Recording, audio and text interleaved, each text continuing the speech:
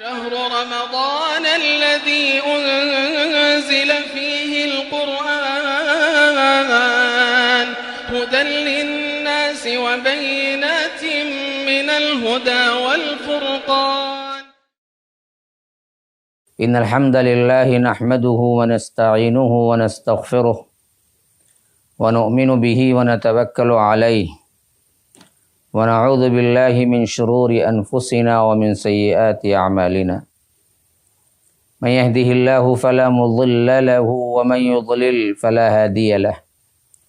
وأشهد أن لا إله إلا الله وحده لا شريك له وأشهد أن محمدا عبده ورسوله. أما بعد فإن خير الحديث كتاب الله وخير الهدي هدي محمد صلى الله عليه وسلم وشر الأمور محدثاتها وكل محدثة بدعة وكل بدعة ضلالة وفي رواية وكل ضلالة في النار.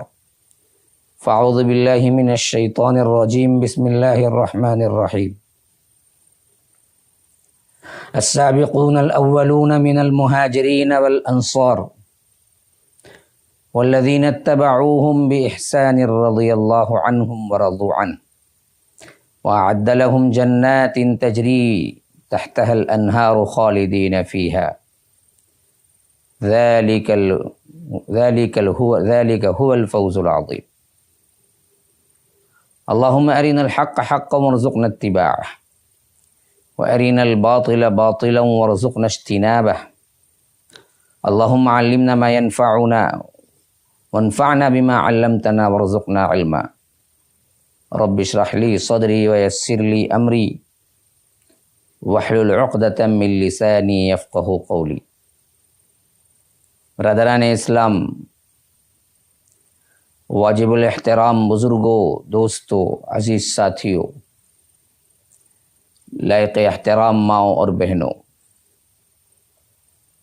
اللہ تبارک و تعالیٰ کے فضل و کرم سے رمضان المبارک کی ان راتوں میں آپ لوگوں کے سامنے بعنوان تاریخ دعوت و عزیمت خلافت بنی امیہ سے خلافت عثمانیہ تک پیش کر رہا ہوں، جس کی یہ تقریباً 5ویں قسط ہے، اور 4 میرے دروس تاریخ کی حقیقت اور تاریخ کو کیسے سمجھا جائے، اور دشمنان اسلام نے تاریخ اسلام پر کس طرح حملے کیے اور اس کی اصل تاریخ کو مسخ کیا، اس کے سلسلے میں میں نے بعض وہ باتیں آپ کے سامنے عیاں کی جو کہ تاریخ کی دبیس ترین پردوں کے اندر پیوست ہو گئے، اوجھل ہو گئے لوگوں سے۔ اللہ تبارک و تعالیٰ کا فضل ہے کہ ہمیں اصحاب رسول اللہ صلی اللہ علیہ وسلم سے محبت ہے، اور اسی محبت کے ناطے ہم پر ضروری بھی ہے کہ ہم اصحاب رسول اللہ صلی اللہ علیہ وسلم کی محبت اور ان ناخلف لوگ جو کہ اصحاب رسول اللہ سے بغض رکھتے ہیں ان پر دلیل و حجت قائم کر کے ثابت کریں کہ اصحاب رسول اللہ صلی اللہ علیہ وسلم پر جو بے بنیاد الزامات ہیں اس سے ہم بری ہیں، اور ان کو بھی تاریخ کے ان واقعات جو کہ ان پر ظلماً عائد کیے گئے ہیں اس سے ہم کو ہٹانا ہے، اور ان کی شان کے لائق جو باتیں ہیں وہ باتوں کو لوگوں تک پہنچانا ہے۔ بغض صحابہ کا ایک ایسا مرض آج کے دور میں بڑھتا چلا گیا جو کہ اس سے پہلے کبھی دیکھنے میں نہیں آ رہا ہے، اور عوام جاہلوں کو اپنا امام بنا کے، رافضی شیعوں کو اپنا امام بنا کے، بغض صحابہ رکھنے والوں کو اپنا امام بنا کے چل رہی ہے۔ ان کی باتوں کو سمجھا جا رہا ہے کہ یہ بالکل صحیح ہے، جبکہ قرآن کی عدالت کے مقابلے میں ان کی باتیں اٹھا کے پھینک دینے کی بھی لائق نہیں ہے۔ ان کی طرف نظر بھر کے دیکھنے کی بھی لائق نہیں ہے۔ ہاں، یہ کہاں اللہ تبارک و تعالیٰ کا وعدہ صحابہ سے کہا، ان کی عدالت پر قرآن شاہد ہے، ان کے ایمان پر قرآن شاہد ہے، ان کے تقوی پر قرآن شاہد ہے، قرآن نے اعلان کیا ہے۔ تو یہ کون ہوتے ہیں تاریخ کی ان قصہ گوئیوں پر جس کی کوئی صحیح سند نہیں ہے، عوام کے سامنے پیش کر کے صحابہ کرام کے بہترین کردار کو داغدار کرنا چاہتے ہیں۔ اسی لیے میں نے تاریخ کے سلسلے میں سب سے پہلی شخصیت حضرت معاویہ رضی اللہ عنہ کی سیرت مبارکہ کو آپ کے سامنے پیش کرنے سے پہلے ان شبہات کے ازالے کو ضروری سمجھا جو ان پر لگائے گئے تھے، اور 4 ایپیسوڈ تو میں نے صرف اسی سلسلے میں صرف کر دیے، اور خاص کر تاریخ کو کس نظر سے دیکھنا ہے اس اصول کو بتانے کی کوشش کی، اور اس سے واقعتاً بغض صحابہ رکھنے والے تل ملا رہے ہیں۔ لیکن یاد رکھیے، حق حق ہے، جاء الحق وزہق الباطل، یہ اپنا لوہا منوا کے رکھتا ہے۔ تم لاکھ باطل کی کیا ہے انبار لگا دو، ایک حق کا ضرب اگر لگتا ہے تو اس کا سر پھٹ جاتا ہے اور بھیجا باہر نکل جاتا ہے۔ بل نقذف بالحق علی الباطل فیدمغه فاذا هو زاہق۔ اللہ تبارک و تعالی سورہ انبیاء میں فرماتا ہے، حق کی ایک ضرب جب باطل پہ پڑتی ہے تو پھر تو کیا ہے، باطل کا دماغ سر پھٹ کے مغز باہر آ جاتا ہے۔ تو حق یہ ہے کہ حضرت معاویہ رضی اللہ عنہ خلافت کو تبدیل نہیں کیے، وہ خلیفہ خامس ہیں، اور خلافت کے وہ نمونے جو حضرات ابو بکر و عمر و عثمان و علی کے زمانے میں ہیں اسی پر کاربند تھے۔ سیرت کی کتابوں میں، ان کے واقعات میں، ان کی مدح میں جو اصل ترین تحقیق شدہ روایتیں آئی ہیں، وہ روایتیں ماشاءاللہ یہی بات ثابت کرتے ہیں کہ وہ انصاف و عدل کا دامن کبھی نہیں چھوڑے، حتیٰ کہ اس معاملے میں اپنی عزت کی بھی پرواہ نہیں کی، اپنے اسٹینڈرڈ کی بھی پرواہ نہیں کی، اگر اس معاملے میں اپنے رشتہ داروں کی بھی پرواہ نہیں کی۔ لوگ ان کو کچھ بھی کہیں، جس کو انہوں نے حق جانا اس کو ضرور وہ کیا، اور جس کو سپورٹ ہونا چاہیے تھا اس کو سپورٹ کیا۔ حق و باطل کے اس معرکے میں حضرت معاویہ رضی اللہ عنہ ایک ممتاز حیثیت شخصیت نظر آتے ہیں، لیکن دشمنوں کو کہاں گوارا، وہ تو چاہتے ہیں کہ کسی نہ کسی طرح حضرت معاویہ رضی اللہ عنہ کو ثابت کر دیں کہ یہ اسلام کے بہت بڑے دشمن تھے، یا آ کر خلافت کو تبدیل کر دیے تھے، یا انہوں نے تاریخ کو مس کر ڈالا تھا۔ اس حیثیت سے کچھ باتیں آج جو اہم ترین ہیں وہ لے کے میں حاضر ہوا ہوں۔ کل بھی میں نے دراصل اسی طرح کی ایک روایت کو لے کر، جو یہ مرزا کے چیلے لگا رہے ہیں یا خلافت و ملوکیت پڑھ کے بعض لوگ بھٹک رہے ہیں، ان کو جواب دینے کی کوشش کی۔ آج بھی اسی طرح کا ایک اہم معاملہ ہے جس کو میں آپ کے سامنے رکھتا ہوں۔ اس واقعے کے تحت یہ لوگ ثابت یہ کرنا چاہتے ہیں کہ حضرت معاویہ اخلاقی اور کردار کے لحاظ سے کتنے نعوذ باللہ ثم نعوذ باللہ گرے ہوئے تھے، اور کس طرح کے کام انجام دیے، جبکہ وہی واقعہ ازل حقیقتوں کے ساتھ اور روایتوں کے ساتھ دیکھا جائے تو یہ ان کی مدح اور تعریف و توصیف کے لیے کافی ہے۔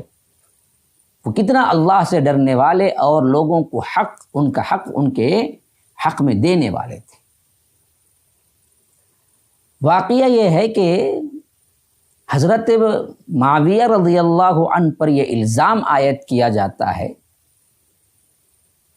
کہ انہوں نے حضرت ابو سفیان رضی اللہ عنہ کے ایک بیٹے جو اصل میں جن کا نسب شک کا معاملہ تھا، ولد الحرام کی حیثیت سے جانے جاتے تھے، صرف خلافت کے استحکام کے لیے، اس کی سپورٹ کے لیے انہوں نے اسے بلا کر اپنا بھائی تسلیم کر لیا اور نسب نامے میں جمع لیا اور اپنے خاندان میں شامل کر لیا، اور باوجود ان کو معلوم تھا کہ یہ دراصل حضرت ابو سفیان کی زنا کی اولاد ہے، نعوذ باللہ ثم نعوذ۔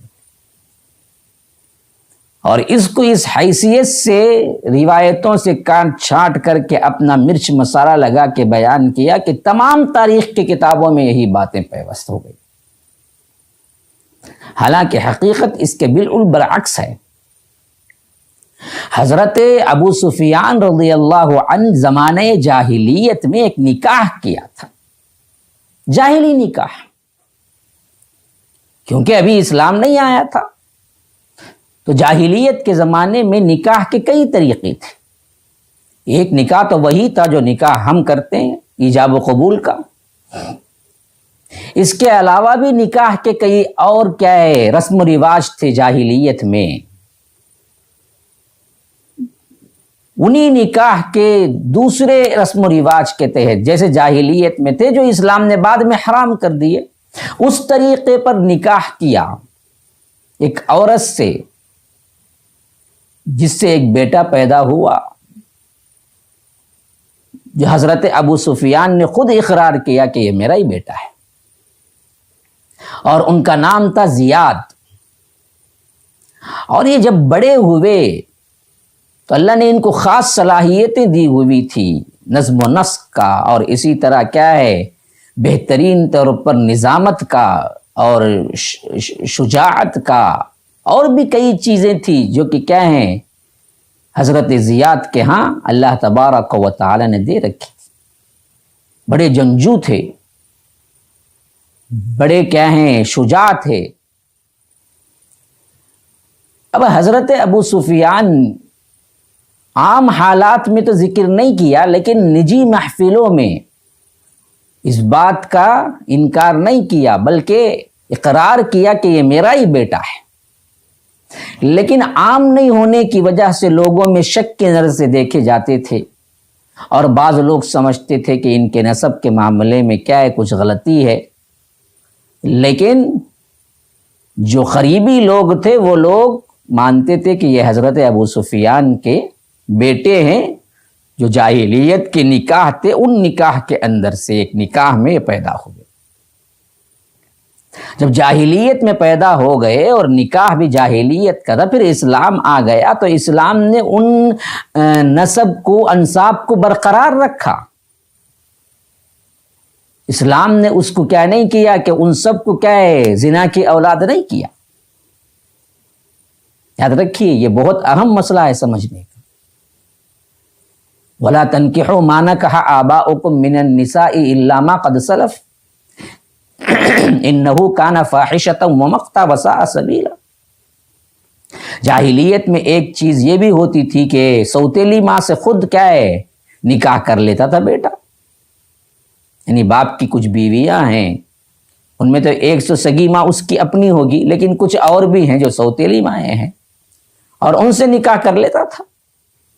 اب نکاح ہونے کے بعد بیٹا ہو گیا، اس سے اولاد ہو گئی۔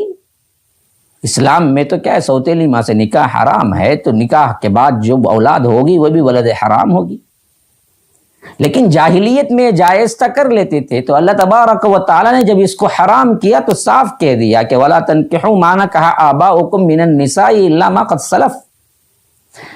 دیکھو اپنے باپ کی بیویوں سے ہرگز بھی نکاح نہ کرو، لیکن جو ہو چکا وہ ہو چکا، إِلَّا مَا قَدْ سَلَفَ إِنَّهُ كَانَ فَاحِشَةً وَمَقْتًا۔ یہ کیا ہے بہت بری بات ہے، اور ایک دوسرے کے اندر نفرت پیدا کرنے والی بات ہے۔ لیکن جو ہو چکا الا ما قد سلف، ہو چکا جو ہو چکا، مطلب کیا مطلب ہے؟ مفسرین بیان کرتے ہیں کہ مطلب یہ ہے کہ اگر کوئی بندہ اپنی سوتیلی ماں سے نکاح کر چکا جاہلیت میں اور اس سے اس کا بیٹا ہو چکا، تو بیٹا ولد زنا نہیں ہوگا، اس کا نسب قائم رہے گا، کیونکہ کیا ہے وہ جاہلیت میں ہوا۔ جو ہو چکا وہ ہو چکا۔ ویسے ہی نکاح کے کئی رواج تھے، ان میں سے ایک رواج کے تحت حضرت ابو سفیان نے نکاح کیا اور ان کو اولاد ہوئی، اور اس کا اقرار بھی حضرت ابو سفیان نے نجی محفلوں میں اپنے خاص لوگوں میں کیا تھا۔ خود حضرت علی خود مانتے تھے کہ حضرت زیاد دراصل حضرت ابو سفیان ہی کی اولاد ہے۔ تو زنا کی اولاد پھر کہاں سے ہوئی؟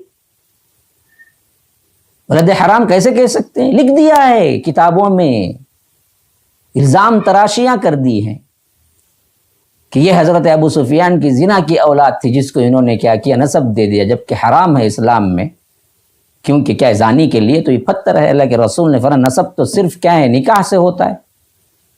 تو انہوں نے اتنی بڑی غلطی کی اور صرف اس واسطے کی کہ اپنی حکومت کو بچانے کے لیے، نعوذ باللہ ثم نعوذ باللہ، کیسی کیسی باتیں کرتے ہیں۔ دیکھیے جب بغض صحابہ آتا ہے تو اندھے ہو جاتے، انہیں حق نظر نہیں آتا۔ سب سے پہلی بات ہی یہی ہے کہ یہ ولد حرام تھے ہی نہیں۔ حضرت ابو سفیان نے بھی مانا کہ یہ میرا بیٹا ہے، اور حضرت علی خود گواہی دیتے تھے کہ ابو سفیان نے میرے سامنے کیا ہے کہا ہے کہ یہ میرا بیٹا ہے، اور میں خود مانتا ہوں کہ ابو سفیان کے بیٹے ہیں۔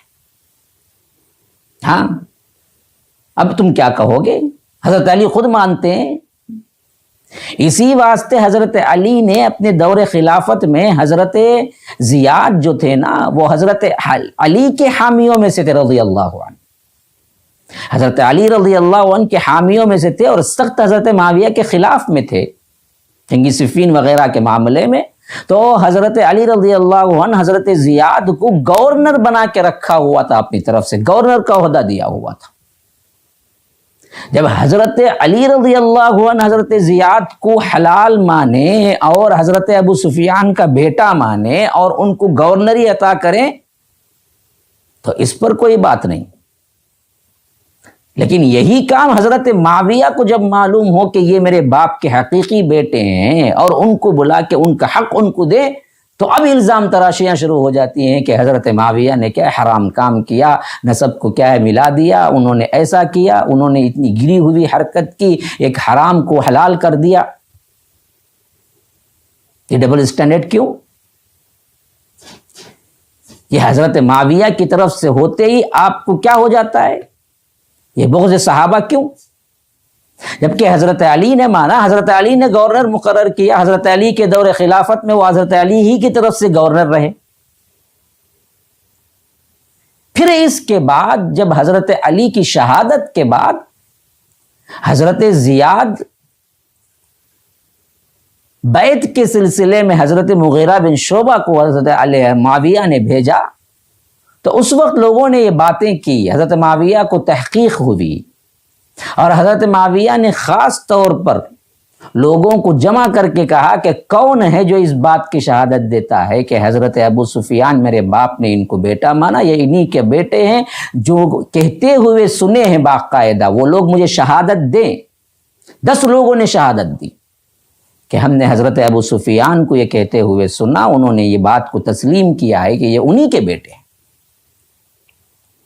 تو ان شہادتوں کے بعد جب یہ معاملہ بالکل کیا ہے نکھر کے سامنے آ گیا کہ یہ جاہلیت کے نکاح کے اس میں پیدا ہونے والے حلالی بچے ہیں اور حضرت ابو سفیان ہی کے اولاد ہیں، تو حضرت معاویہ کے بھائی بنتے ہیں۔ اب بھائی کو بھائی کا حق دینا چاہیے اور ان کو ان کا نام دینا چاہیے۔ حضرت ابو سفیان کا نام نہیں دیا گیا تھا حضرت زیاد کے ساتھ، تو انہوں نے دراصل کیا ہے ان کے حق کو ان کو دینے کے لیے بلایا اور اعلان کیا کہ آج سے میرے بھائی ہیں، اور ان کے باپ بھی مانتے تھے جو میرے باپ بھی ہیں، آج سے یہ لکھے جائیں گے ہر جگہ جہاں بھی ان کا نام آئے گا، یہ زیاد بن ابی سفیان ہے۔ بس لوگوں نے ہوا کھڑا کر دیا، مخالفین نے کیا ہے عجیب و غریب تہمتیں لگا دی کہ دیکھو جی یہ سیاست کو قائم کرنے کے لیے ایک ولد زنا، ایک ولد حرام کو بھی اپنا بھائی تسلیم کر لیے، حالانکہ دوسرا رخ دیکھا جائے تو بالکل بھی ایسا نہیں ہے۔ پہلے تو ولد حرام ہے ہی نہیں، دوسری بات یہ ہے کہ حضرت علی نے گورنر مقرر کیا انہی کو اور مانتے تھے کہ یہ ابو سفیان کے بیٹے ہیں، تو ان پر تو کوئی بات چیت نہیں۔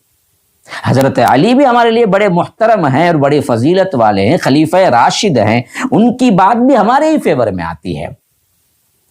لیکن حضرت معاویہ جب جانے تحقیق کیے اور 10 لوگوں کی شہادت پر انہوں نے اپنے بھائی کا اعلان کیا اور کہا کہ یہ میرے بھائی ہیں، یہ آج سے زیاد بن ابی سفیان کہلائیں گے، پھر اس کے بعد ان کو اپنے نسب میں بھی شامل کیا، تو لوگوں نے بڑی چہمگوئیاں کی۔ تو اسی وقت حضرت معاویہ رضی اللہ عنہ صفائی کے لیے ایک مرتبہ خطبے میں کھڑے ہو کے کہا کہ دیکھو میں کوئی ایسا ادھر ادھر کا کیا ہے، ادھر ادھر پریشان حال ایسے ویسے کیا ہے، میں عام انسان پڑا ہوا نہیں تھا کہ زیاد کی طرف سے مجھے قوت ملے تو ہی میں حکومت کر سکتا ہوں، ایسی بات ہرگز نہیں تھی۔ اور اسی طرح میں یہ بھی نہیں چاہتا تھا کہ میں اس کی طرف کے اس کی سپورٹ کی وجہ سے میں اپنی حکومت کو آگے بڑھاؤں۔ اصل میں مجھے ایک بات تحقیق کے ساتھ معلوم ہو گئی، جب معلوم ہو گئی تو وہ میرا بھائی ٹھہرا، اور بھائی کو بھائی کا حق دینا میرا فریضہ بنتا ہے، اس واسطے میں نے صرف اللہ سے ڈر کے کیا۔ یا رب، اب ذرا تصور کیجئے اس میں اعلیٰ ظرفی کتنی ہے کہ آپ اگر اپنے زمانے کے اعتبار سے کوئی شخص جو مشتبہ ہے اور لوگ اس کو کیا شک کی نگاہ سے دیکھتے ہیں اس کے باپ کی حیثیت سے، اور آپ کو بعد میں معلوم ہو جائے اور آپ یہ قدم اٹھائیں گے، آپ اپنی عزت، اپنا وقار، اپنا اسٹیٹس دیکھ کے خاموشی اختیار نہیں کریں گے؟ بھائی کو اگر مانیں گے بھی تو دل سے نہیں مانیں گے، یا دل سے مانیں گے بھی تو چھپ کے ملیں گے، اتنا بڑا اقدام تو نہیں اٹھائیں گے۔ لیکن حضرت معاویہ رضی اللہ عنہ نے لوگوں کی ملامت کی کوئی پرواہ نہیں کی، اور الزامات کی دھچیاں بکھیر دی اس روایت میں جہاں پر حضرت معاویہ نے صاف کہا کہ لوگوں دیکھو، اس سے مجھے نہ کوئی نفع تھا نہ نقصان تھا، مجھے کیا ہے ان سے ملنے سے میری حکومت کو قائم ہونا تھا یا نہیں ملنے سے نہیں، حکومت تو قائم ہو چکی تھی، لیکن تحقیق کی بات میں جب مجھے معلوم ہو گیا کہ یہ میرے بھائی ہیں تو ان کو ان کا حق دینا میرا حق بنتا تھا، تو میں نے بلا کے وہ حق دیا کہ ابو سفیان کے بیٹے ہیں تو آپ بھی زیاد بن ابی سفیان ہیں، جیسا میں معاویہ بن ابی سفیان ہوں۔ ہاں، انہوں نے باپ نے بات کو چھپا کے رکھی تھی، اب ظاہر ہو گیا۔ تو اس میں دراصل جو باتیں ملاوٹ کی گئی کہ ولد الزنا تھے اور ان کو حکومت کے لحاظ سے انہوں نے کیا کیا، ملا لیا اور اعلان کر دیا، فلاں کر دیا، یہ تمام باتیں کیا ہیں شیعوں کی طرف سے اور رافضیوں کی طرف سے ڈالی ہوئی ہیں، اور اس کو کیا ہے پروموٹ کر رہے ہیں آج کے چہرے، آج کے کیا ہیں وہ بغض صحابہ والے، جو دراصل کیا ہے قرآن حدیث اور دلیل لے کے بیٹھ کے بابا بن کے بیٹھا ہوا ہے۔ یہ بابا تمام باباؤں کو کھا گیا لیکن خود سب سے بڑا بابا بن گیا۔ ہاں، جس کو نہ کیا ہے شدھ بدھ اسلام کی ہے، نہ فقہ کی ہے، نہ کہیں کا پڑھا ہوا ہے، نہ کچھ علم سیکھا ہوا ہے، جس کی صحبت سے لوگ دور ہو جاتے ہیں اسلام سے، داڑیاں کٹوا لیتے ہیں، سیاہ خصاب لگا کے ڈائی کر کے پھرتے ہیں، جن کا تقوی کم ہو جاتا ہے، تہجد پڑھنے والا تہجد چھوڑ دیتا ہے، نمازیں پڑھنے والا نمازیں ٹال کے پڑھنا شروع کر دیتا ہے۔ خالی اس کا صحبت کا یہ اثر ہے تو ذرا اندازہ بھی کر لو، پھر اس کی طرف اشارہ ہے، علی مرزا کی طرف ہے، مجھے بولنے میں کوئی شک نہیں ہے۔ یہ بدبخت ترین شخص ہے جو آج امت کے اندر فتنہ پھیلا رہا ہے، جس سے نوجوانوں کے ایمان پہ ضرب پڑ رہی ہے۔ بھلے اللہ والے تھے، تقوی والے تھے، میرے داڑھی بڑی ہوئی تھی اللہ کے ایک بندے کی، سفید بال تھا، سفید بال تھے یا کچھ اور تھا، تو انہوں نے اللہ کے خاطر اس پہ صبر کیا ہوا تھا۔ اس بدبخت کے فتووں نے بعد میں وہ داڑھی بھی ٹرم کر لیا اور کیا ہے کالا ڈائی بھی لگا لیا اور پھر رہا کیا ہے، اس کے بابے نے فتویٰ دے دیا ہے کہ کوئی مسئلہ نہیں، سیاہ حساب لگاؤ، صحابہ لگاتے تھے، فلاں کرتے تھے، جو روایتیں آ گئی اس کو ایسے ہی بیان کر دیا، تحقیق نہیں کی۔ اور امت مسلمہ کا متفقہ فیصلہ کیا ہے؟ ہو سکتا ہے کہ صحابی کو نہ معلوم ہو، یا کسی صحابی کے پاس کوئی خاص توجیہ ہو، ان کا معاملہ وہ اور ہے، اللہ تبارک و تعالیٰ کا معاملہ ہے۔ لیکن حدیث میں جس بات سے منع کیا گیا وہ تو منع ہی تو رہیں گے نا۔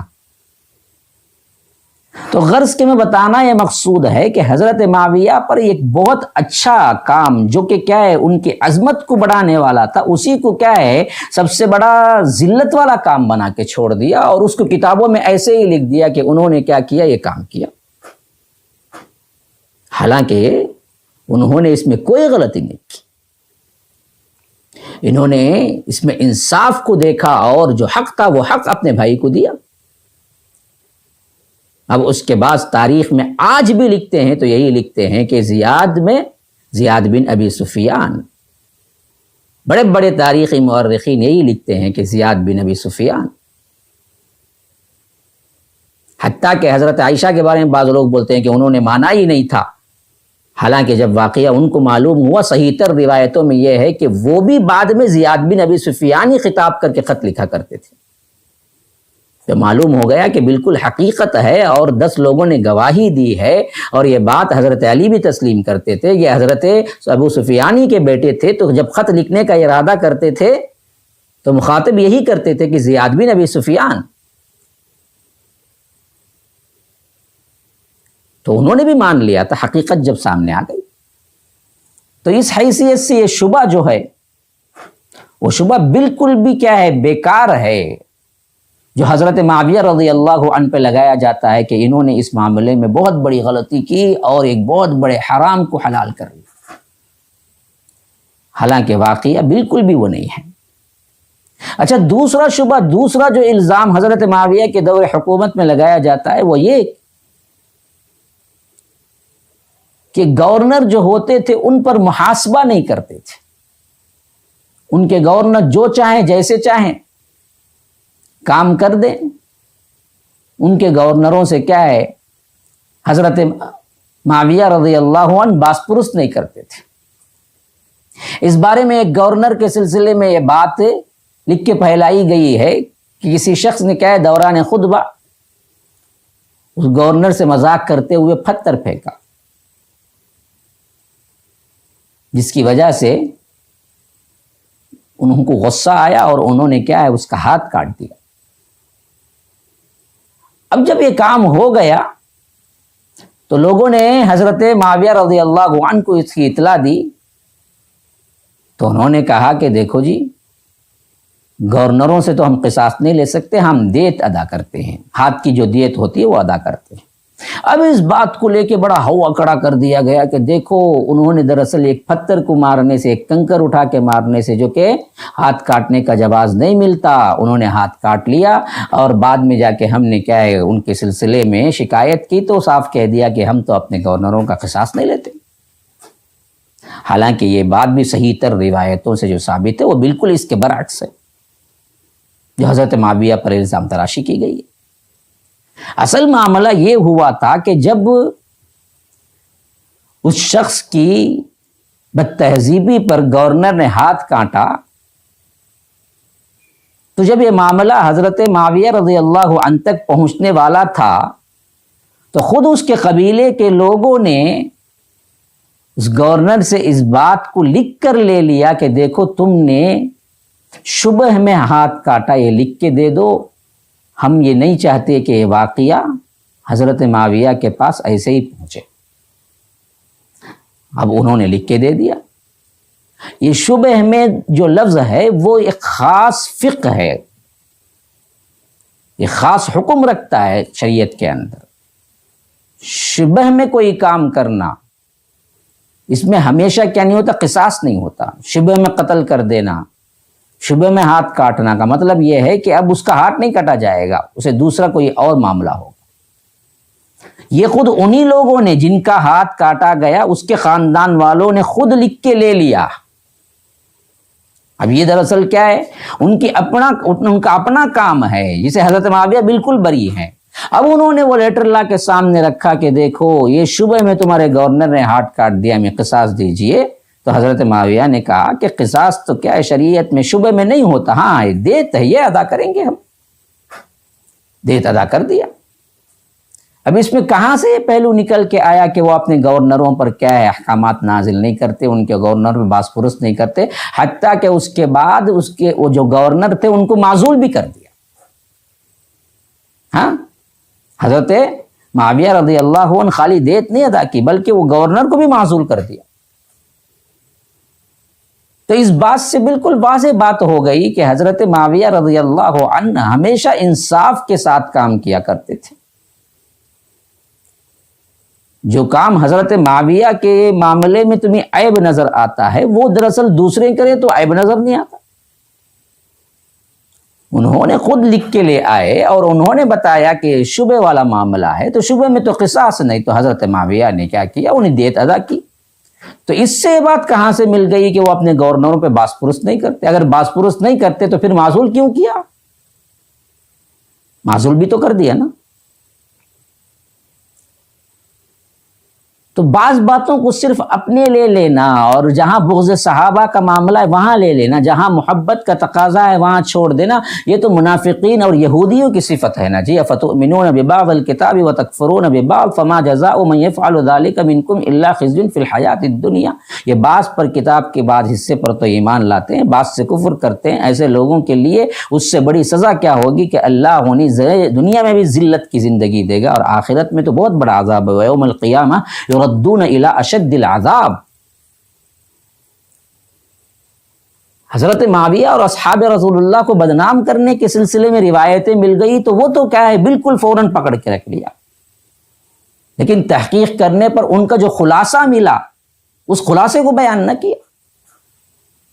یہ تو صحیح ہے کہ حضرت معاویہ نے کہا کہ ہم قصاص نہیں لے سکتے، ہم دیت دیں گے، تو اس سے تو نکال لیا گیا کہ گورنروں پر انہوں نے کیا نہیں کیا، باس پرست نہیں کرتے تھے، اپنے گورنروں کو کھلی چھٹی دے رکھی تھی. لیکن یہ بات گول کر گئے، ہضم کر گئے کہ حضرت معاویہ نے یہ کہنے کے باوجود ان کو معزول کر دیا، ان کو باقی نہیں رکھا اس عہدے پر. ہاں، تیسری بات جو سب سے اہم ترین اور نازک ترین ہے جو میں کرنے جا رہا ہوں وہ یہ کہ انہوں نے اپنے ہی دور کے اندر آخری زمانے میں اپنے بیٹے کو خلیفہ بنایا اور یہاں سے بادشاہت کی ابتدا کی یزید کو. یہ ہے وہ سب سے بڑا معمہ، یہ سب سے بڑا معاملہ جس کو کیا ہے تاریخ میں اتنا زہریلا کیا گیا، اتنا جھوٹ لگایا گیا. میں سمجھتا ہوں انسانی تاریخ کے اندر کوئی ایسا واقعہ پھر تاریخ میں نہیں ہے جس طرح اس واقعے کو کیا ہے جعلی بنایا گیا ہے باتوں سے، روایتوں سے. اور حضرت معاویہ اس حیثیت سے جو لان تان اور جو عزت اور ان کے شان میں گستاخی کی گئی ہے، میں سمجھتا ہوں کہ کسی انسان کے ساتھ ایسا نہیں کیا گیا ہوگا. کہاں وہ شرف صحابیت، کہاں وہ لے آ کے قیصر اور کسریٰ کے برابر کھڑا کر دیے، جاہلیت کے بادشاہوں سے ملا کے کہہ دیا کہ دیکھو انہوں نے ہی ہیں جو پہلے اپنے بیٹے کو خلیفہ بنا کے کسریٰ اور قیصر کی طرح کی روایت ڈالی، بادشاہت کی روایت ڈالی. اب حیران ہوں گے، ہم بھی تو یہی سنے تھے بچپن میں، حالانکہ حقیقت یہ ہرگز بھی نہیں. حضرت معاویہ رضی اللہ عنہ نے کبھی سوچا بھی نہیں تھا کہ اپنے بیٹے کو خلیفہ بنائے. یاد رکھیے، خلافت کے 10 سال تک صحیح تر روایتوں کے اندر ایسی بات ہے کہ خلافت کے 10 سال تک کبھی سوچا بھی نہیں تھا کہ اپنے بیٹے کو بنائیں گے. اور ایک انڈرسٹوڈ بات پہلے سے یہ بھی تھی کہ حضرت حسن نے خلافت سے دستبرداری حضرت معاویہ کے لیے کی تھی. تو حضرت حسن رہیں گے زندہ، عمر میں بھی کم تھے حضرت معاویہ سے. تو حضرت معاویہ کے بعد خود بخود انڈرسٹوڈ بات ہے، مقدرہ بات ہے کہ حضرت حسن کی طرف خلافت جائے گی. یہی بات تھی. آیا بھی مسئلہ تو اس وقت پیش آیا جب حضرت حسن کو زہر دے کر شہید کر دیا گیا. بعض روایتوں میں یہ بھی ہے کہ کیا ہے دینے والی خود ان کی بیوی تھی جو شاہ ایران کی بیٹی تھی. اس کو بھی بدبختوں نے، شیعہ کے تانے بانے بھی ایران سے ہی ملتے ہیں، کیا کام آپ نے خود نے، بدبختوں نے، اور الزام لگا دیا حضرت معاویہ پر. بہت سو نے صاف کہہ دیا کہ یہ بھی سازش حضرت معاویہ کی تھی، جبکہ پورے محققین اور پورے تاریخ دان اس بات پر متفق ہیں کہ ادنا سا شبہ بھی حضرت معاویہ پر نہیں کیا جا سکتا. تو غرض کہ میں بتا رہا تھا کہ حضرت معاویہ رضی اللہ عنہ اپنے دور خلافت میں اپنے بیٹے یزید کو جو بنائے اس میں ہم بددیانتی کا کوئی شبہ نہیں کر سکتے. جو کہ ان کی طرف کیا ہے بہت بڑی بددیانتی اور بادشاہت میں تبدیل کرنا یا بیٹے کے اندر حکومت کو محفوظ کر دینا، یہ تمام الزامات جو لگائے گئے ہیں حقیقت میں اگر آپ دیکھیں گے تو بالکل اس سے مبرہ نظر آئیں گے۔ سب سے پہلی بات میں آپ کو نوٹ کراؤں، دیکھیے کہ حضرت حسن کی طرف ہی جانا مقصود تھا، مقدرہ بات یہی تھی، انڈرسٹوڈ بات تھی وہ، لیکن حضرت حسن 50 ہجری میں شہید ہو گئے یا انتقال کر گئے، کئی روایتیں آئی ہیں، لیکن زیادہ تر یہ ہے کہ زہر دیا گیا، اور اس میں بھی دراصل حضرت معاویہ رضی اللہ عنہ کا پھر نام لیا گیا، حالانکہ کیا ہے تمام مورخین کا اتفاق ہے کہ ہرگز بھی نہیں، یہ دراصل ایران سے آئی ہوئی ایک دوشیزہ تھی جس سے نکاح ہوا تھا، اسی کے ہاتھوں سے ایرانیوں نے زہر دیا۔ یہ یاد رکھیے، یہ ایران دراصل وہ اپنی پرانی سلطنت جو کھویا تھا، وہ زخم کھایا ہوا زہریلا جانور کی طرح تھا، وہ طاق میں تھا کہ کب موقع ملے پھر ڈسے۔ یہاں تک کہ آپ کو یاد ہونا چاہیے کہ حضرت عمر رضی اللہ عنہ کے قاتل کا تانا بانا بھی ایران سے ملتا ہے، ابو لولو فیروز۔ یہ کہاں کا ہے؟ یہ بھی ایران کا ہے، جس نے حضرت عمر پہ نیزہ مارا تھا۔ آج یہ شیعہ رافضی اس کے خبر کو مزار بنا کے پوج رہے ہیں، پھر ادھر اہل بیت سے محبت کا دعویٰ بھی۔ ان بدبختوں کو کون سمجھائے؟ تو غرض کہ اس میں کوئی شبہ ہی نہیں ہے کہ یہ اللہ کی طرف سے فیصلہ تھا۔ حضرت حسن رضی اللہ عنہ 50 شہید ہو گئے۔ اب اس کے بعد بھی حضرت معاویہ کو کبھی خیال نہیں آیا کہ اپنے بیٹے کو خلیفہ بنائے۔ مسئلہ یہ تھا کہ ایک مرتبہ خود حضرت مغیرہ بن شعبہ کو، جو کہ اس وقت کے بہت دانا اور بہت بڑے صحابی ہیں، اللہ کے رسول صلی اللہ علیہ وسلم کے خاص صحابہ میں سے ہیں، جو حضرت معاویہ رضی اللہ عنہ کے گورنروں میں سے ایک گورنر تھے، ان کو حضرت معاویہ نے بلایا تھا کہ کچھ بات ہے، مجھ سے ملاقات کرو۔ تو حضرت مغیرہ بن شعبہ کچھ لیٹ آئے، پوچھا کہ کیا لیٹ آنے کی وجہ کیا ہے، دیر سے کیوں آئے؟ کہا کہ ایک کام میں تھا۔ پوچھا کون سا کام؟ فرمایا کہ کام یہ تھا کہ میں دراصل اگلے آپ کے بعد اس امت کا کون امیر بنے گا، کون خلیفہ بنے گا، اس سلسلے میں کام کر رہا تھا، اور میں سوچ رہا ہوں کہ کیوں نہ آپ کے بیٹے کو بنا دیا جائے۔ دیکھیے بات کہاں سے شروع ہو رہی ہے، اچھی طرح یاد رکھیے۔ حضرت معاویہ کی طرف سے ہرگز بھی نہیں، نہ انہوں نے کبھی سوچا نہ کہا۔ پہلے بات جو شروع کر رہے ہیں وہ مغیرہ بن شعبہ ہیں، جو کہ بہت بڑے صحابی ہیں، جن کی ثقاہت پر، جن کی عدالت پر کوئی کلام نہیں کر سکتا۔ بدبختوں نے ان کو بھی نہیں چھوڑا، کہا کہ یہ دراصل حضرت معاویہ سے کیا ہے، عہدہ پانا چاہتے تھے، گورنری لمبی مدت تک پانا چاہتے تھے، یا اس معاملے میں اس وقت حضرت معاویہ تھوڑا سا غصے میں تھے حضرت مغیرہ سے، تو انہوں نے کیا کیا، حضرت معاویہ کو اپنی طرف کرنے کے لیے، مائل کرنے کے لیے انہوں نے ایک کام کیا، نعوذ باللہ ثم نعوذ باللہ، صحابہ کی عدالت پر بددیانتی اور دنیا داری کا شبہ۔ بدبخت ایک عام مسلمان پر ہم نہیں کر سکتے یہ کام، ایک عام مسلمان کی عزت پہ حملہ کرنا حرام ہے۔ حضرت مغیرہ بن شعبہ جیسی شخصیت پر تم بددیانتی کا الزام لگاؤ گے کہ وہ صرف حضرت معاویہ کو مولڈ کرنے اور اپنی گورنری کو بڑھانے کے لیے انہوں نے دراصل امت کے لیے ایک بہت بڑا کیا ہے جو نہیں ہونا تھا وہ کردار ادا کیا۔ کیا بات ہے یہ؟ ایک ادنا مسلمان بھی نہیں چاہے گا دنیا داری کی وجہ سے کیا ہے آخرت برباد کر لے۔ یہ تو وہ صحابہ ہیں جنہوں نے اپنا تن مندن جہاد میں صرف کیا نا جی، ہمیشہ اپنے ہتھیلی پہ اپنی جان اپنے ہتھیلی پہ لے کے نکلتے تھے کہ کبھی اللہ کی راہ میں سے کوئی تیر آئے اور کبھی دشمن کا کوئی کیا ہے نیزہ آئے اور لگے وہ شہید ہو جائیں۔ کبھی انہوں نے دنیا کی کوئی کیا ہے حقیقت کبھی نہیں رکھی تھی۔ ایسے لوگوں پر بددیانتی کا الزام،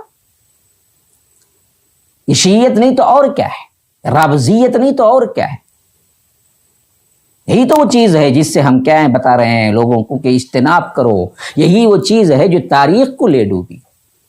حضرت مغیرہ پر ہم کبھی شبہ نہیں کر سکتے بددیانتی کا، انہوں نے بالکل خیر خواہانہ سوچا، کیونکہ انہوں نے دیکھا تھا نا اپنی آنکھوں سے۔ حضرت معاویہ بھی تو جانتے تھے نا، جب خلیفہ نامزد نہیں ہوا کتنی بڑی بڑی لڑائیاں ہوئی، اختلاف نے کتنے بڑے بڑے کیا ہے ہنگامے برپا کیے، صفین اور جمل میں کتنے لوگ کیا ہے شہادت پائے، اور کیا اختلافات ہوئے، اور کیسے مسلمان بے چینی کی زندگی گزارے، فتوحات کا سلسلہ کس طرح رک گیا، اور مسلمانوں پر کیا کیا آفتیں ٹوٹ پڑی، یہ ان کو نہیں معلوم تھا۔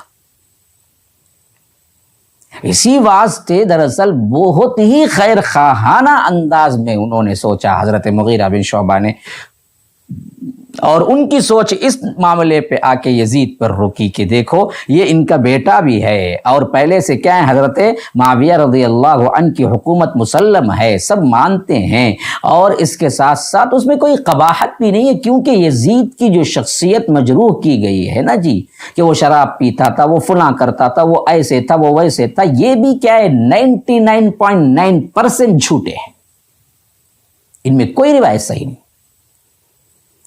بلکہ اس کے بالمقابل جو روایتیں آئی ہیں اس کے اندر تو اس کے جو صفات ہیں وہ بہت اچھے آئے ہیں۔ ہم یہ نہیں کہتے کہ کیا ہے وہ بہت بڑے اللہ والوں میں سے تھے، لیکن ہم یہ بھی نہیں کہہ سکتے کہ عام مسلمان سے بھی گرے ہوئے تھے۔ ہاں، بعض احادیث تو جو بخاری کے اندر ہیں وہ تو حضرت یزید پر فٹ بھی ہوتے ہیں نا جی، کہ وہ جنتی ہیں۔ اب یہ بولیں گے تو کیا ہے زبان نوچنے پہ آ جائیں گے ہمارے لوگ، یہ تو کیا کر دیا، یہ تو ناسبی ہے، یہ فلاں ہے۔ ارے بھائی جو حدیث میں اللہ کے رسول صلی اللہ علیہ وسلم سے وہی تو کہہ رہے ہیں۔ ناسبیت کا دعویٰ کرنے والے اہل بیت سے کبھی کیا ہے محبت کا اظہار بھی کرتے ہیں۔ ہم تو ان سے محبت کا اظہار کرتے ہیں، ان کے خاک پاک کے بھی ہم برابر نہیں ہیں، ان کے دھول کے برابر بھی ہم نہیں۔ حسنین کریمین سے ہمیں محبت ہے، وہ جنت کے سردار ہیں نوجوانوں کی۔ حضرت علی رضی اللہ عنہ سے ہمیں محبت ہے، ان کا مرتبہ بڑا اونچا ہے۔ صرف اہل السنہ ایک ایسی کیا ہے جماعت ہے جو بالکل وسط درمیان میں ہے، نہ کسی صحابی کو کیا ہے صحابیت کے درجے سے نکالتی ہے، نہ ان کے جردے سے گھٹاتی ہے، نہ اہل بیت کو لعن طعن کرتی ہے۔ تو یہاں تو بات معاملہ کیا ہے، انشاءاللہ وہ تفصیل آگے آئے گی کہ یزید کو کیسے کیا ہے مجروح کیا گیا، کیسے ثابت کیا گیا کہ کربلا دراصل انہی سے ہوا، یا وہی سب سے اہم ترین رکن ہے، یا انہی کی وجہ سے کیا ہے یہ میں تو انشاءاللہ اگلے ایپیسوڈ میں بیان کروں گا۔ لیکن یہاں پر بات بتلانا یہ مقصود ہے کہ حضرت معاویہ رضی اللہ عنہ نے کبھی بھی نہیں سوچا تھا اپنے بیٹے کو بنانے کا۔ سب سے پہلا مشورہ دینے والے خود مغیرہ بن شعبہ تھے، کہ انہوں نے کہا تھا، اور انہوں نے بھی لالچ اور دنیا داری اور گورنری کے لیے ہرگز بھی نہیں کیا تھا۔ وہ خالص للہیت کی وجہ سے جو خانہ جنگیاں پہلے ہوئی ہیں اس کے تدارک کی وجہ سے انہوں نے کہا تھا کہ آپ کے بیٹے میں کیا خامی ہے کہ ان کو بنا دیا جائے۔ حضرت معاویہ رضی اللہ عنہ نے بہت سوچا، یہ نہیں کہ فوری طور پر قبول کر لیا، انہوں نے کہا کہ کیا بات ہو سکتی ہے ایسا، سوچا ہے، اس کے بعد اس پر کیا ہے کام کیے ہیں۔ تو پہلی بات یہ ثابت ہو گئی کہ حضرت معاویہ پری پلان نہیں تھے، نہ حضرت معاویہ چاہتے تھے کہ یزید کو بنائے۔ حضرت مغیرہ بن شعبہ نے توجہ دلائی، حضرت مغیرہ بن شعبہ بھی حضرت معاویہ سے لالچ اور دنیا کے لیے نہیں بلکہ خالص دین کے لیے بتائے، اور انہوں نے جب یہ سب کچھ سوچا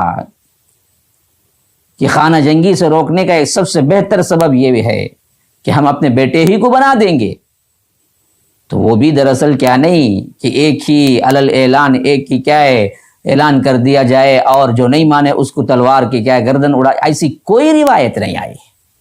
انہوں نے اسے حکمت کے ساتھ لوگوں تک پہنچایا، ان کی باتوں کو مانا، ان سے مشورے کیے، انہیں بتایا،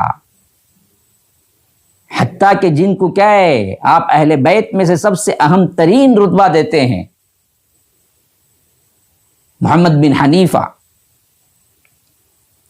ان کی شہادت موجود ہے یزید کے سلسلے میں. جب اہل مدینہ نے بیعت توڑنی چاہی تو اس وقت انہوں نے کہا کہ کوئی برائی ہم نے نہیں دیکھی یزید کی. کہا کہ ہم تو سنا ہے وہ شراب پیتا ہے, نمازیں نہیں پڑھتا ہے, ضائع کرتا ہے, فلاں کرتا ہے. تو انہوں نے جواب دیا کہ اچھا یہ تم نے سنا ہے, سنی سنائی باتوں پر یقین نہ کرو, میں نے دیکھا ہے, میں جا کے وہاں رہا ہوں یزید کے ساتھ, میں نے کبھی اس کو کیا ہے کسی غلط کام میں نہیں دیکھا. وقت مقررہ پر نماز پڑھتا نہیں بلکہ پڑھاتا ہے, خلیفہ ہے نا, امام ہے نا, شراب نہیں ہے, فسق و فجور کو میں نے نہیں دیکھا. تمہارے گھر کی بات ہے. کون کہہ رہے ہیں, کون کہہ رہے ہیں؟ محمد بن حنیفہ جو حضرت علی رضی اللہ عنہ کے خاندان سے ہیں, وہ شہادت دے رہے ہیں کہ ہم نے یزید کو ایسا کچھ نہیں پایا جو کہ کیا مشہور کر دیا گیا ہے. وہ تو ایک اچھا شخص تھا, بھلا شخص تھا, جس کی بیعت کو سب نے مانا اس وقت جتنے صحابہ تھے, اتنے صحابہ تھے, سب نے مانا.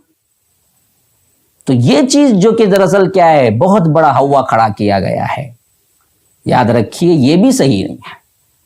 ایک دوسری چیز جو حضرت معاویہ کے دور کے لحاظ سے بہت بڑا کیا ہے غلط فہمی میں پیدا کرنے والی چیز, غلط العام جسے کہہ سکتے ہیں, وہ یہ کہ حضرت معاویہ کے زمانے میں جمعہ کے خطبوں میں خطیب حضرت علی پر گالیاں دیتے تھے خطبوں میں.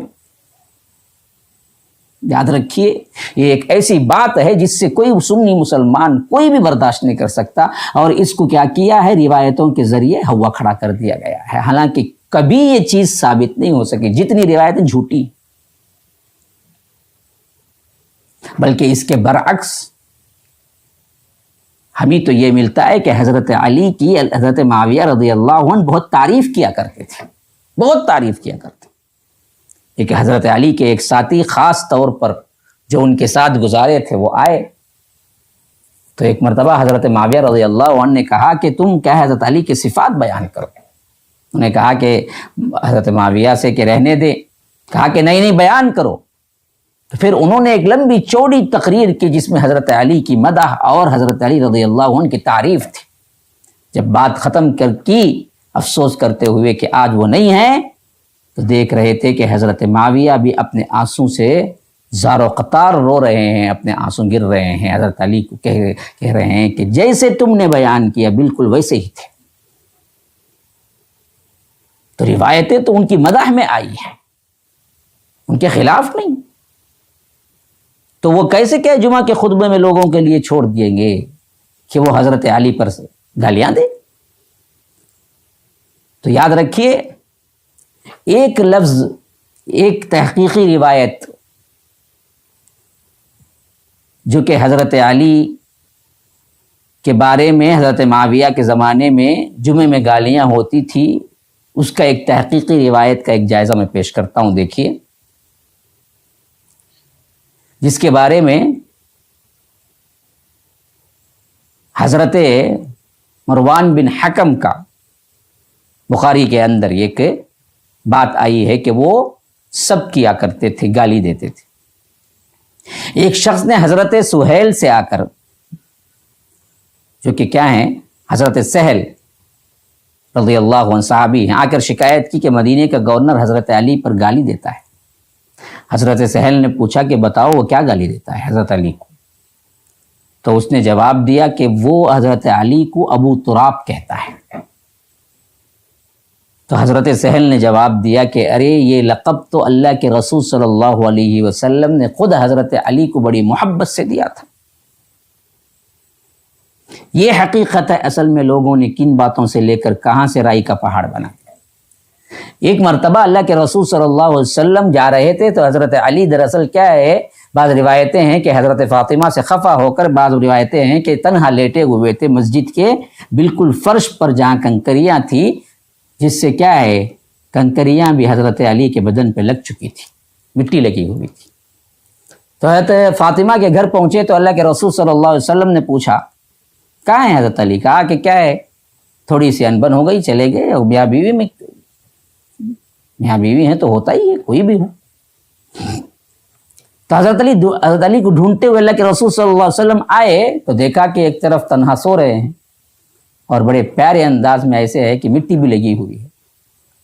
تو اللہ کے رسول صلی اللہ علیہ وسلم نے بڑے خوشگوار موڈ میں انہیں کیا ہے مسکرانے کے لیے اور انہیں چاہتے ہوئے کہا کہ اے ابو تراب اٹھو۔ ابو تراب کا مطلب ہے مٹی کا باپ، اور ابو کا ایک مطلب والا بھی ہے، مٹی والے، ایسا بھی کہہ سکتے ہیں۔ تو ابو تراب اٹھو۔ تو یہ لفظ حضرت علی کو بعد میں اتنا پسند آیا کہ وہ بہت خوش ہوتے تھے جب بھی کوئی انہیں ابو تراب سے خطاب کرتا تھا۔ یہ حضرت علی کی مدح تھی۔ تو جب خطبے میں حضرت علی کا نام ابو تراب لیا گیا تو ایک لا علم شخص جس کو پتہ نہیں تھا یہ سب واقعہ، اس نے کہا کہ کیا یہ تو گالی دیتا ہے، ابو تراب کا مطلب تو مٹی کا باپ، یہ کوئی معنی ہوا؟ لیکن حضرت سہل کے پاس جب یہ بات آئی، انہوں نے بتایا کہ ارے جس بات کو تم نے کیا ہے گالی سمجھی، وہ تو خود کیا ایک تعریف ہے جو اللہ کے رسول صلی اللہ علیہ وسلم نے دی۔ یہی غلط فہمیاں ہیں جس کو ہمیں دور کرنا ہے۔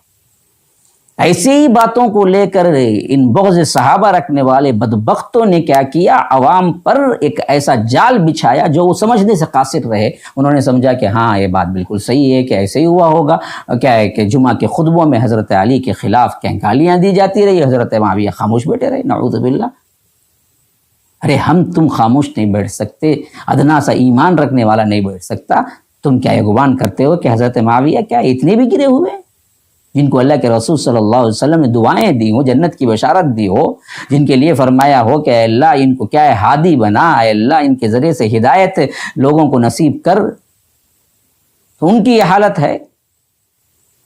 دل گوارا کرتا ہے، کبھی ہاتھ رکھ کے دیکھیے، دل کبھی مانے گا۔ اور اسی طرح بعض روایتیں وہ ہیں جو حضرت معاویہ رضی اللہ عنہ پر کیا ہیں الزام تراشیوں کے سلسلے میں بہت مشہور ہیں، جن میں حضرت معاویہ پر یہ الزام لگایا گیا ہے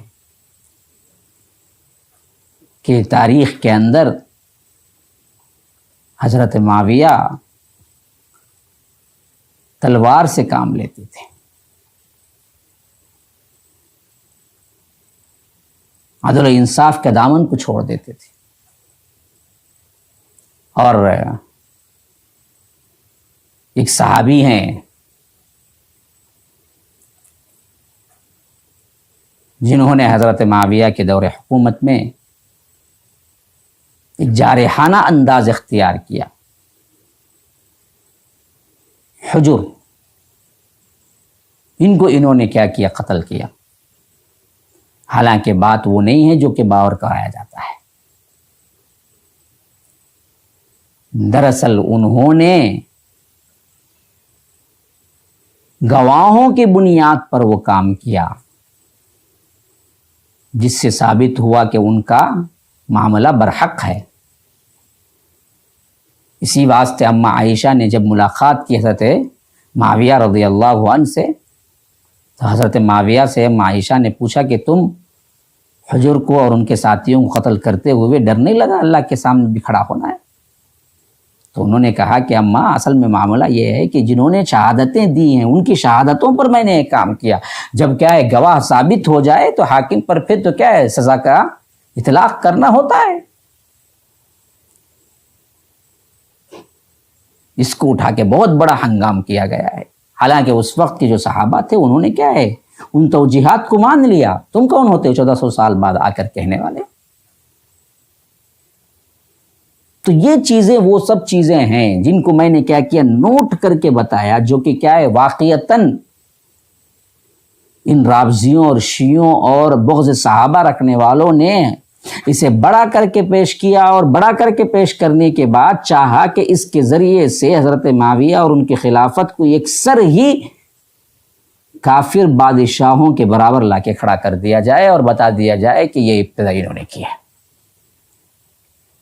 ورنہ تو اسی پر تمام ان واقعات کو بھی قیاس کر لیجئے جو کہ حضرت معاویہ رضی اللہ عنہ کے لیے ثبوت الشتم اور ان پر گالیاں دینے کے لیے لوگوں نے بنا رکھے ہیں۔ تو غرض کہ یہ تمام چیزیں میں بیان کر کے اصل میں یہی چاہا کہ آج جس طرح تاریخ پر پردہ ڈالا گیا ہے اور کس طرح تاریخ کو مسخ کیا گیا ہے، ان تمام چیزوں کو ایک عصر نو نئی طرح سے بہترین صحیح روایتوں کے ذریعے تاریخ مرتب ہونی چاہیے، جو ہم عوام کو پیش کریں اور بتائیں کہ ہم پر کیا ہے، شیعوں نے غلبہ پایا تاریخ میں۔ اور ان تاریخی روایات کو ہم نے بھی کیا ہے، بلا کسی سمجھے سوچے مانتے چلے گئے۔ بعضوں نے اس کو صرف روایت کے انداز میں بیان کیا، تو بعضوں نے کیا، ان روایتوں سے اپنے اپنے نتیجے نکالے اور ان پر ٹھوس دی، دیکھو اس سے یہ ثابت ہوتا ہے، اس سے یہ ثابت ہوتا ہے، اور لوگ کیا ہیں، پہلے سے ہی ذہن بنائے ہوئے بیٹھے تھے، تو ان سب چیزوں کو لیتے چلے گئے۔ تو ہرگز بھی یہ نہیں ہے میرے بھائی۔ حضرت معاویہ رضی اللہ عنہ بعد کے آنے والی تمام خلافتوں اور بادشاہوں میں سب سے بہترین تھی۔ ہاں یہ بات مسلم ہے کہ ان سے پہلے کی خلافتیں اس سے بہتر تھی، خلافت راشدہ۔ حضرت معاویہ رضی اللہ عنہ کے دور خلافت میں اسلام بہت بہت بہت زیادہ پھیلا، اور اس کا استحکام اور اس کی مضبوطی یہ دراصل کیا ہے پیش آئی۔ حضرت معاویہ رضی اللہ عنہ اپنا پورا زندگی کا سرمایہ اسلام کی حفاظت میں، اسلام کو پھیلانے میں لگا دیا۔ 20 سال گورنر رہے، 20 سال خلیفہ رہے،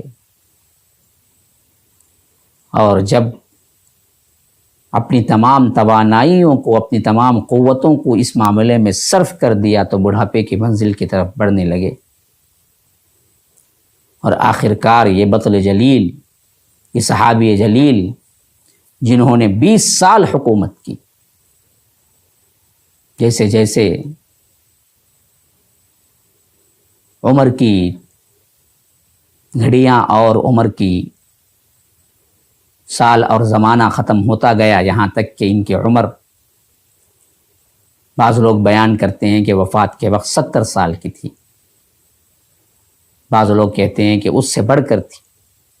بہرکیف 60 ہجری کا زمانہ قریب آ رہا تھا، تو حضرت معاویہ بیمار پڑے، بیماری نے طول پکڑا، اور یہ بیماری بھی ایک لحاظ سے یاد رکھیے، میں نے آپ کو بتایا تھا کہ حضرت علی پر جب حملہ ہوا تو اس وقت پلاننگ بدبختوں نے، خارجیوں نے یہی کیا تھا کہ حضرت معاویہ پر بھی حملہ ہوگا، اسی دن حضرت عمرو بن عاص پر بھی۔ تو حضرت عمرو بن عاص اس دن آئے ہی نہیں، ان کو کیا ہے، درد کی شکایت تھی، تو حضرت علی تو جہاں موقع تھا وہاں مل گئے، شہادت پائی۔ حضرت معاویہ پر بھی وار ہوا لیکن شہید نہیں ہوئے، لیکن وہ وار جو ہوا وہ اتنا سخت تھا کہ وہی وار کی ایک وجہ ہی بنی دراصل بیمار پڑنے پر بھی، گویا کہ وہ بھی دراصل کیا ہے، ایک شہادت کی ایک قسم ہی ہے۔ وہ وار جو پڑا تھا، وہ زخم تو کیا ہے، بھر گیا تھا، لیکن وہی زخم پھر کیا ہے، موت کے قریب، اس زخم کی وجہ سے ہی کیا ہے، بیمار پڑے۔ حضرت معاویہ رضی اللہ عنہ مرض وفات میں جب بالکل بھی جان لیا کہ یہ میرے بالکل قریب کے دن ہیں، اب اللہ تبارک و تعالیٰ کی طرف سے بلاوا ہے، تو وصیت کی کہ میرے پاس سرمایہ کے طور پر جو کچھ ہے وہ میرا ایمان، میرا لا الہ الا اللہ ہے، اور اس کے علاوہ اللہ کے رسول کو دیا ہوا ایک چادر اور ناخن اور ایک بال، کہا کہ دیکھو مجھے یہ کفن پہنانے کے بعد کفن میں رکھ دینا، اور مجھے دفن کر کے کیا کرنا، کچھ دیر قبر کے پاس کھڑے رہنا، اور فرمایا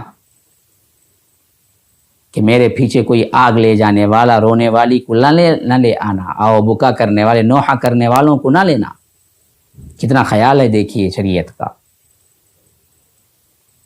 اور اس کے بعد اپنے بیٹے کو بلا کے وصیت کی، خلافت کے سلسلے میں باتیں، امور سمجھایا، اور اس کے بعد حضرت معاویہ رضی اللہ عنہ نے وفات پائی۔ وفات کی کیفیت رلا دینے والی کیفیت ہے جو حضرت معاویہ رضی اللہ عنہ کی ہے، اور انہوں نے وفات پانے کے بعد پورا جو کچھ بھی عملہ تھا وہ کچھ پورا مسلمان کیا ہے اتحاد کے ساتھ ان کے بیٹے کو مان لیا تھا. یزید کی خلافت قائم ہو گئی. اگر یہ کام نہ کرتے تو ہنگامہ ہو سکتا تھا, خانہ جنگی تک ہو سکتی تھی. اسی سے بچانے کے لیے انہوں نے یہ کام کیا تھا. اور اس کام میں دراصل جو لوگ لان تان کرتے ہیں آگے چلنے والے واقعات سے معلوم ہوتا ہے اس میں خیر تھا, اور صحابہ نے بھی اس کو تسلیم کیا تھا. حتیٰ کہ ابن عمر رضی اللہ عنہ ان کے بارے میں بغض صحابہ رکھنے والے لوگ بخاری کی وہ حدیث پیش کیے کل میں نے جس کی تشریح کی تھی 4108, وہی بخاری کے اندر حضرت ابن عمر رضی اللہ عنہ کی یہ حدیث بھی تو ہے. جب دراصل خلیفہ بننے کے بعد مدینے والوں نے جب بیعت توڑنی چاہی یزید کی, تو حضرت ابن عمر رضی اللہ عنہ نے صاف یہ روایت کیا ہے بخاری کے اندر موجود ہے, بلا کے اپنے تمام عمال کو اور تمام کیا ہیں جتنے بھی ان کے گھر والے تھے, غلام بچے تھے, جن سب کو بلا لیا. 7111 حدیث نمبر پڑھ لیجئے آپ. انہوں نے کہا کہ ہم نے اللہ اور اس کے رسول کے نام پر یزید کی بیعت کی ہے, اور اس کا توڑنا ہمارے لیے ہرگز بھی زیبا نہیں ہے. یہ اللہ اور اس کے رسول کی خلاف ورزی ہوگی. اگر کچھ لوگ توڑنا چاہتے ہیں تو توڑیں, لیکن میں نہیں. اور تم سب کو ہدایت کرتا ہوں تم سب میرے ساتھ رہو اور یزید کی خلافت کو نہ توڑو. اور جو لوگ اس کے لیے تیار ہیں میرا اور ان سے کوئی تعلق نہیں. یہ حدیث کیوں نہیں بیان کرتے؟ وہ حدیث تو بیان کر دیتے ہیں. وہی ابن عمر وہی بخاری 7111 حدیث نمبر صاف کہتے ہیں جب حدیث کے خلاف مدینے والے کیا ہے بیعت توڑنا چاہتے تھے تو اس وقت حضرت عبداللہ بن عمر اپنے پورے خاندان کو جمع کر کے یہ خطبہ دیا, یہ بتایا کہ ہم نے اللہ اور اس کے رسول کے نام پر بیعت کی ہے, اور یہ بیعت بالکل حق ہے. اس کو توڑنا اللہ اور اس کے رسول کی بیعت کو توڑنے کے برابر ہے. میں یہ کام نہیں کر سکتا, اور تم سب کو بھی ہدایت کرتا ہوں کہ کوئی نہ توڑے اور میرے ساتھ رہے, اور جو توڑنے والے ہیں ان سے ہمارا کوئی تعلق نہیں. تو صحابہ مانتے تھے. یہ سب غلط روایات ہیں جنہوں نے کیا ہے تاریخ کے اس دھارے کو یہ رخ ہی موڑ دیا, اور بالکل کیا ہے ایسا بنا دیا, سیاہ تاریخ بنا دیا کہ لوگ کیا ہیں کہتے ہوئے بھی ڈرتے ہیں اسلامی تاریخ. تو یہ ابتدا تھی. انشاءاللہ اس کے بعد اور جو بڑے بڑے واقعات جو کیا ہے بڑے بڑے لوگ پیدا ہوئے اس تاریخ میں, اور انہوں نے کیا خدمات انجام دی, انشاءاللہ وہ تسلسل کے ساتھ آتا رہے گا. هذا وباللہ التوفیق, صلی اللہ وسلم علی نبینا محمد. اسأل اللہ لی ولکم ولسائر المسلمین من کل ذنب فاستغفروه انه هو الغفور الرحیم. السلام علیکم ورحمۃ اللہ وبرکاتہ.